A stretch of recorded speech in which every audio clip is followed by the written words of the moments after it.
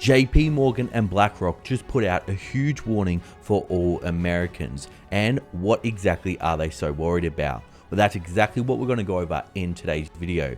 We've also got new executive orders from Donald Trump, who is demanding that the Federal Reserve start to lower interest rates and lower them immediately. We also have currencies around the world beginning to crash with the rising US dollar, which will create a foreign debt crisis. We've got huge announcements from the World Economic Forum that is happening right now. CNN is also announcing huge layoffs. So we definitely have a lot to cover in today's video, everyone. So let's not waste any time. Let's get straight into news, the facts, and the data.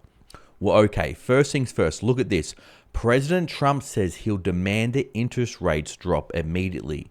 So this is absolutely huge. Now, the Federal Reserve will say they're independent and that the US president cannot control them, but they definitely can influence them. And this is something that Donald Trump did in his first presidency around 2018 and 2019, when he said that the Federal Reserve should actually drop their interest rates negative. So let's dive a bit deeper in this report to see exactly what Donald Trump said. So Trump blamed the inflation surge under former President Joe Biden on wasteful deficit spending, which is definitely true. And the result is the worst inflation crisis in modern history and sky-high interest rates for our citizens throughout the world. Food prices and prices of almost every other thing known to mankind went through the roof, he said. And that is exactly true. Inflation was in double digits. Inflation was skyrocketing across the world. And many governments, just like Joe Biden, they kept on spending and made the inflation crisis much worse. But it keeps going, everyone. So an embassy of global leaders at the World Economic Forum in Davos, Switzerland, the new president in a wide-ranging policy speech did not mention the Fed by name, but made clear he would seek lower rates. So it'll be very interesting to see if the Federal Reserve starts to buckle under the pressure, everyone. I'll demand that interest rates drop immediately, he said, and likewise they should be dropping all over the world. Interest rates should follow us all over. And well, they actually do, which we'll get into a moment, because the US dollar is surging and this is causing currencies around the world to crash, which means that a lot of these countries where their economy is struggling, normally what they could do in the past was lower interest rates to boost economic growth, like here in Australia, for example, but they can't do that because their currency will keep on falling even worse, and it'll lead to people to panic and start to sell off the currency. Now, stocks reacted slightly positive on comments, with the Dow Jones Industrial Average extending gains as Trump spoke about the policy. Sensitive 2-year Treasury yield was also edging a bit lower. So make no mistake, everyone, if Donald Trump does get the Federal Reserve to cut interest rates, on top of the tariffs that he's going to bring in, we will see inflation start to pick up again. And this could be very, very risky for the economy and for the markets. For their part, Powell and his colleagues have emphasized the importance of Fed independence. Powell in particular frequently has insisted that the central bank does not make decisions based on political considerations. Trump does not have a statutory authority over the Fed, though he nominates members to board of governors. So that is true. The Fed is meant to be independent, but governments and presidents definitely can influence them heavily. But now BlackRock has come out and warned this could be the next big risk for the markets. So BlackRock calls elevated inflation world biggest risk. And that's exactly right, because the markets think inflation is over.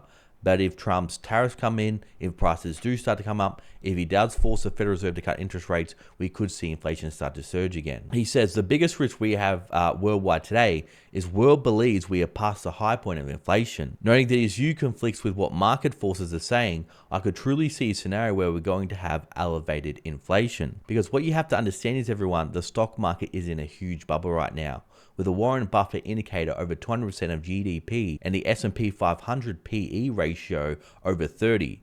And most of the stock market gains, I'm not saying all stocks on the stock market are inflated. Really what it is a Magnificent 7, or the top 10 stocks, is starting to make up the majority of the S&P 500 and the US stock market. Now, this has led JP Morgan to come out and say that he sees elevated risk in stocks right now. So JP Morgan Diamond sees elevated stocks as animal spirits return. Diamond reiterated that he remains cautious about global deficit spending, the potential for persistent inflation, and geopolitical issues.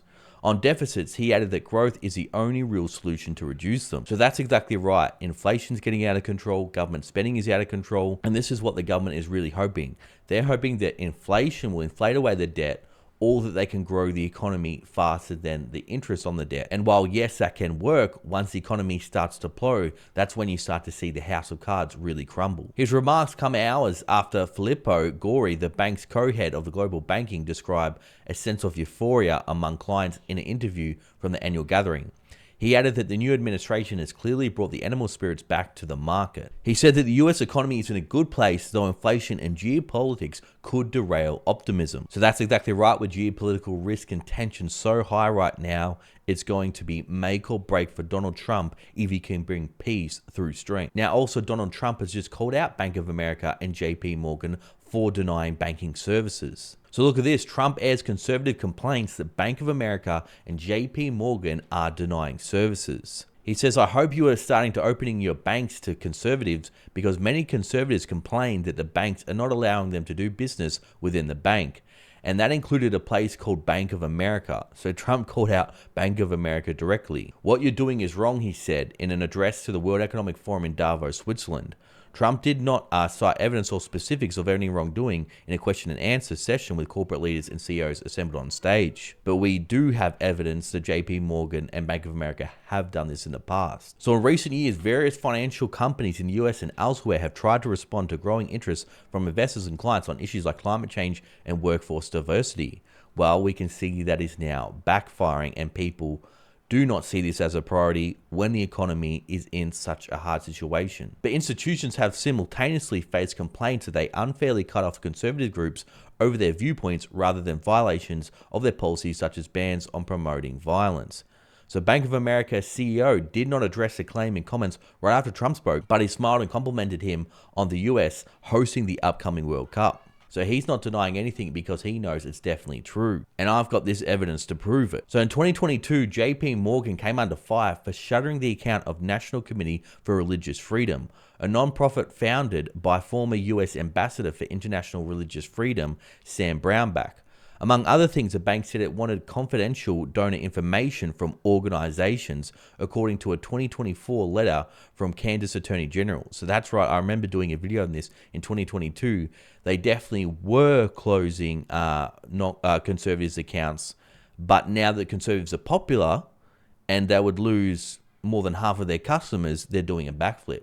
So JP Morgan declined to discuss the episode in detail, but a representative said Thursday that it does not discriminate on the basis of political or religious views and that it was a business decision. Well, I think really their business decision was that woke was profitable in 2020 to 2022, but it's not profitable anymore, and they're doing a huge flip. Now, all this news is causing currencies around the world to crash, and we just got a new shocking report. So look at this. Unstoppable US dollar forces Asia to dig deeper into FX defense toolkits. So the report says it's a very fine balancing act. You don't want to have a currency under pressure, because then you have the risk of potential outflows as well, which is definitely true, and like what we're seeing happen around the world. Because look at this chart here, everyone. These can be costly. India's foreign exchange reserves have dropped by 80 billion from a record of 705 billion reached at the end of September. And the Reserve Bank of India lately appears to be easing its grip on the rupee. So that's right. A lot of these countries are losing grip on their currency, and if they keep on lowering interest rates right when their economies are starting to tank, and this means they can't lower interest rates without their currency continuing to sell off. Because of historically strong dollar, high US yields, and the prospect of financial market turmoil spurred by punitive White House trade policy have developing officials in a bind. They can't tackle slowing growth via interest rates for fear of triggering a slump in the currency, and vigorous foreign exchange intervention risks depleting reserve buffers. Because I've got another chart here, we can see here emerging market currencies are near all-time lows, and this is the same with the Australian dollar. And while there's little sign authorities are running out of firepower or innovative ideas just yet, the risk looms large. Past examples of crises in places like Sri Lanka and Argentina serve as a reminder of what can happen when things go wrong. So make no mistake, everyone, if you're someone that's not in the US, if you don't have assets in the US dollar, you may want to have some gold, some silver, and Bitcoin to hedge against your currency crashing, because in countries like Australia, gold is actually booming up 40%. Now, let's look at this next story, and this is music to my ears and probably music to many of your ears. As the World Economic Forum gets underway, the list of world leaders not attending speaks volume. And pretty much the countries not attending are the BRICS nations. So we can see here a number of leaders are sidestepping the forum, including India Prime Minister Modi, Chinese President Xi Jinping, and a handful of European leaders. So we see Brazil president is not attending either. So the BRICS nations are starting to boycott the World Economic Forum, and because the World Economic Forum has got a very bad brand right now, being deemed out of touch. Nobody likes their globalist agenda. Their globalist agenda has been exposed, and people want to put their national interests before these really out of touch billionaires that are trying to control the world. It's no longer conspiracy. It's a fact now, and people have had enough, and world leaders are listening to their citizens and not showing up. And Trump did go today, but he did put them on blast. Same with the Argentinian president, saying woke is now dying. Because if you want more news that woke is now dying, well, CNN just announced mass layoffs. Because look at this, CNN to lay off hundreds of employees as post-inauguration transformation begins, sources say. So NBC News is also planning layoffs this week, although the scale will be much smaller than those at CNN. Because CNN has been caught again and again and again of doing fake stories. We saw what they did in Syria. We've seen what they've done in Ukraine. They're clearly fake news. Nobody trusts them anymore. Now that Trump's in office and there's a lot more conservative viewers, they're losing a lot of business. So newsrooms around the US are reorganizing around digital audiences as fewer people watch cable and broadcast news. So that's exactly right. Cable news, mainstream media is dying, and more people are coming here on YouTube and watching independent media instead. Another huge story we got to talk about, Trump executive order. This is crazy, anyone. He's actually doing it. I think he's done more of the past few days than Biden has done over the past few years. Trump has signed an executive order to declassify JFK, RFK, and Martin Luther King assassination files. So it's going to be very, very interesting to see what comes out. Because not only that, he's also signed another executive order promoting crypto, paving the way for a digital asset stockpile.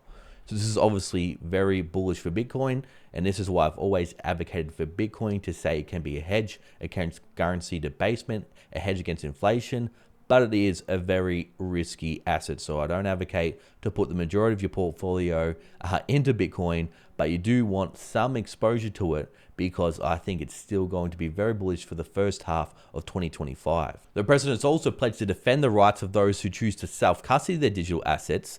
So that's right, you can use it to get out of the banking system. That's another benefit of Bitcoin. That means they do not rely on a centralized entity such as Coinbase to hold their tokens, and instead use personal crypto wallets, which are sometimes outside the reach of the International Revenue Service. That's just another bonus as well. So most of the orders focus on establishing technology and rules around crypto and its development in the US, and one of the critical pieces is the creation of working groups to consider a national digital asset stockpile, potentially deprived from cryptocurrencies lawfully seized by the federal government through its law enforcement effort. So could we see a Bitcoin reserve? If we do see a Bitcoin reserve by the US government, I don't think it's going to happen anytime soon, but we'll see the price absolutely skyrocket. Now, even BlackRock, Larry Fink, is starting to warm up with Bitcoin because it's simply too large to ignore, and his clients want to make a lot of money. So Fink said that he learned more about crypto markets in recent years, and he has concluded it's a currency of fear and can be used as a hedge, like I've been warning about all along. Investors who fear debasement of their currencies could have internationally based instrument called Bitcoin that will overcome those local fears, he said. So everyone, what do you think about this? What do you think about JP Morgan and BlackRock saying that the market's overvalued, saying there's risk of high inflation? What do you think of Trump's demands for the Federal Reserve to cut interest rates? What do you think about the World Economic Forum? Let me know down below. Now, for all my loyal viewers and subscribers still watching, you're awesome. Thanks for watching. I'll see you all in the next video.